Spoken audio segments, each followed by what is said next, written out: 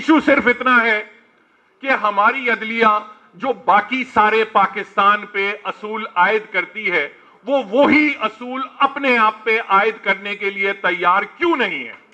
That is the one issue in this.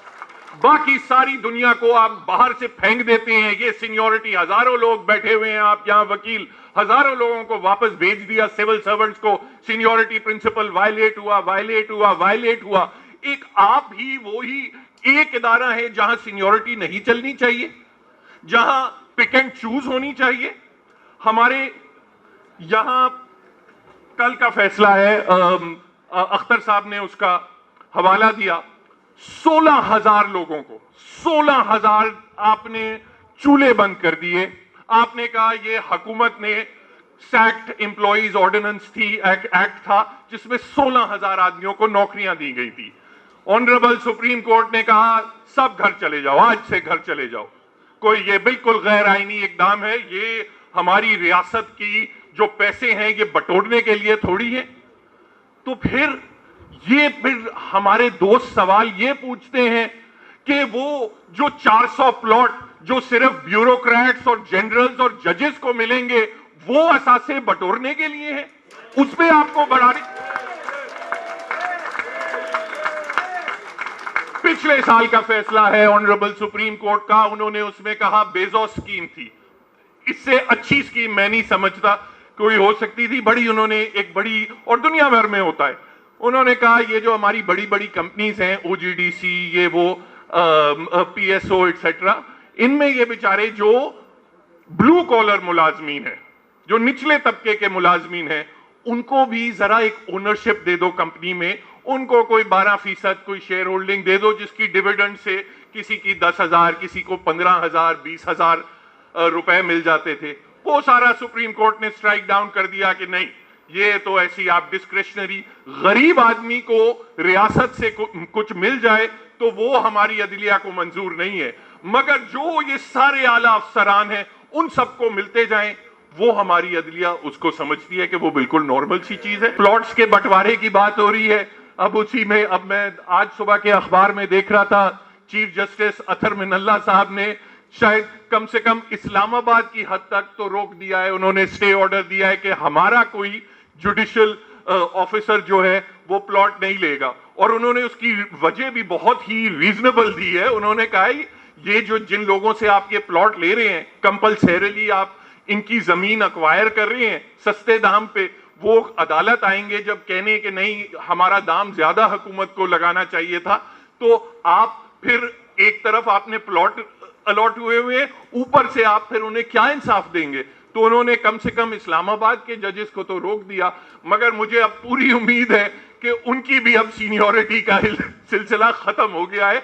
जिस तरह senior most chief justice Ahmed Ali Sheikh साहब का की एलिवेशन का मामला रुक गया, अब तो उनका भी बिल्कुल ही रुक जाएगा। दूसरी जो डिस्क्रेशनरी पावर हमें समझ नहीं आती, और हमारा सारा मुतालबा यह है कि अपनी डिस्क्रेशन को लिमिट करें। सबको आप कहते हैं, आइन में पहला लेसन हमें कॉन्स्टिट्यूशनल लॉ में सिखाया जाता है, discretion must be structured, discretion must be controlled. एक बिल्कुल अंधेर नगरी नहीं होनी चाहिए, आपकी कंप्लीट एक्सक्लूसिव पावर नहीं होनी चाहिए कि मैं जिस पे चाहूं हाथ रख दूं, जिस पे चाहूं ना रखूं। हमसे ये लोग सवाल पूछते हैं। गुज्जर नाले की किसी दोस्त ने बात की, गुज्जर नाले में हजारों की तादाद में घर तोड़ दिए गए। आपने कहा ये इन वायलेशन ऑफ लॉ है, हम तोड़ रहे हैं, सुओ मोटो एक्शन हुआ, टूट गए। लोग बेचारे भूखे नंगे घूम रहे हैं सारे शहर में, आपने देखे हैं। ठीक है, लॉ इज लॉ, मगर वही कानून बहरिया टाउन में तो नहीं लगता, वहां तो रेगुलराइजेशन होती है, और वही सुप्रीम कोर्ट कहती है कि इसको हम रेगुलराइज करेंगे, पैसे दे दो, मामला हल हो जाएगा। वही सुप्रीम कोर्ट साकिब निसार साहब ने अपने आखिरी दिन एज चीफ जस्टिस, सीडीए के वकील साहब खड़े हुए थे, हायट बिल्डिंग का केस था, और ये कहीं मैं दूर किसी ऐसी जगह चीचावतनी की बात नहीं कर रहा, मैं कॉन्स्टिट्यूशन एवेन्यू 1 की बात कर रहा हूं, जो सुप्रीम कोर्ट बिल्डिंग से नजर आती है। उस बिल्डिंग पे 70 मंजिला बिल्डिंग है।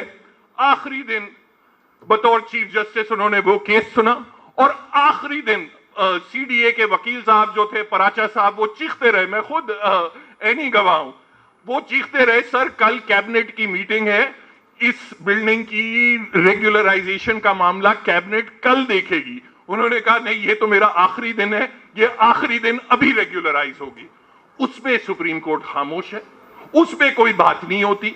तो फिर आप जब हमें कहते हैं कि ये हम पे छोड़ दो, ये हम पे एतमाद करो, हम पे ट्रस्ट करो कि हम अपॉइंटमेंट्स भी उसी फेयरनेस से करेंगे, तो फिर माजरत के साथ मेरे पास तो कोई जवाब नहीं अपने दोस्तों के सवालात का। माजी में कुछ हमारी बार्स की तरफ से भी कुछ थोड़ी ज्यादा लचक थी, हमने कई मर्तबा वो इश्यूज नहीं उठाए और उस गर्म जोशी से वो इश्यूज नहीं उठाए जिस तरह उठाने चाहिए थे, और अगर हम उस वक्त वो उठाते तो शायद आज ये हाल नहीं होता।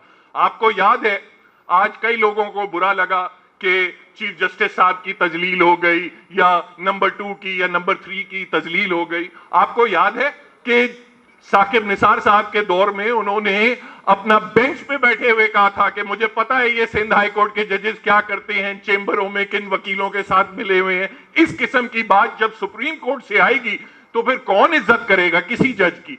आपने देखा यहां आए डिस्ट्रिक्ट जज था गुलजमीर सोलंकी, उसका फोन उठा के ऐसे पटक दिया सारे कैमराज में अपना। ये कोई चीफ जस्टिस का काम है? ये चीजें जब आप क्या चाहते हैं कि इस मुल्क में इज्जत हो, वकार हो, तो सिर्फ और सिर्फ सुप्रीम कोर्ट का हो, बाकी किसी अदालत का, बाकी किसी जज की कोई इज्जत ना हो, कोई वकार ना हो, वो कोई इंसाफ के लायक ना रहे। तो ये जो चीजें हैं, ये आप इनको कलेक्टिवली देखें। हम इसको ये सिर्फ एज अ सीनियोरिटी या एडहॉकिज्म का इशू नहीं देखते। हम चाहते हैं कि जहां भी आपकी कोई सवाबदीद है, जहां भी आपकी कोई पावर है, तो वो आप पावर कंट्रोल करें, चाहे वो जुडिशियल अपॉइंटमेंट्स की पावर हो या सुओ मोटो की पावर हो। हर चीफ जस्टिस अपनी एक एजेंडा लाता है कि मुझे इन चीजों पे सुओ मोटो लेना है, इन चीजों पे सुओ मोटो नहीं लेना। और आप कभी भी सुप्रीम कोर्ट में अगर सुओ मोटो केस हो तो कोई भी वहां आर्ग्यू करने के लायक नहीं होता, क्योंकि नेचुरली वो इतना इंटरेस्टेड होता है रिजल्ट में, वो कहता है कि नहीं यही होना चाहिए। मैं खुद सोच के आया हूं, हर चीफ जस्टिस की ये चीज है। हम कहीं तो एक क्राइटेरिया सेट करें कि सुओ मोटो नोटिस कब लिया जा सकता है, अगर सुओ मोटो केस में खिलाफ फैसला आ जाए तो वो अपील कहां होगी, कैसे होगी। ये एक जुडिशियल प्रोसेस का हिस्सा है। यहां रैप अप करते हुए मैं बात करता हूं। देखें, हम ये बहुत सारे मुकर्ररीन ने ये बात की कि हम किसी जज के लिए नहीं लड़े। हम 2007 में जब लड़े थे, हम निकले थे सड़कों पे। मुझे तो याद है कि 2007 में यहां सिंध हाई कोर्ट के दरवाजों पे ताला लग गया था, गेट्स पे ताला लग गया था। जस्टिस गुलजार साहब भी, जस्टिस मुशीर आलम साहब भी, और शायद उस वक्त जस्टिस नदीम अजहर साहब भी थे, वो गेट से बाहर थे। दो ने दीवार टापी और एक के लिए फिर हमने शोर मचाया यहां हाईकोर्ट के स्टाफ से कि लाओ 12 मई 2007, आप सबको याद है कि लाओ कोई कटर लाओ जिससे हम ताला तोड़े कि जज साहिबान खुद अपनी अदालत में एंटर कर सके। उस वक्त भी बार एसोसिएशंस ही स्ट्रगल कर रही थी, किसी फर्द के लिए नहीं, प्रिंसिपल के लिए। आज भी बार एसोसिएशंस उसी प्रिंसिपल के लिए लड़ रही हैं। अगर कहीं शिफ्ट आया है तो वो दूसरी जगह शिफ्ट आया है, यहां कोई शिफ्ट नहीं आया।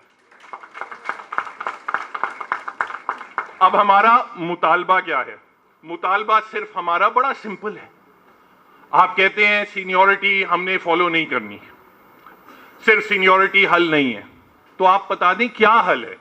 हमें तो हर रोज एक नया हल मिलता है। कभी एक शख्स की सूरत में एक नया हल है, कभी दूसरे शख्स की सूरत में नया हल है।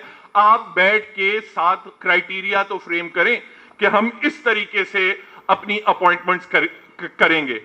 जब तक आप ये प्रोसेस फॉलो नहीं करेंगे तो ना हमारे वकीलों की और ना हमारी आवाम जो है वो आप पे उस तरीके से एतमाद कर सकेगी जिस तरीके से हम चाहते हैं। हमारी स्ट्रगल ये है कि हमारी आवाम हमारी अदलिया पे एतमाद कर सके। और आप अभी तक जो आपका अमल है वो एतमाद नहीं पूरा हो रहा।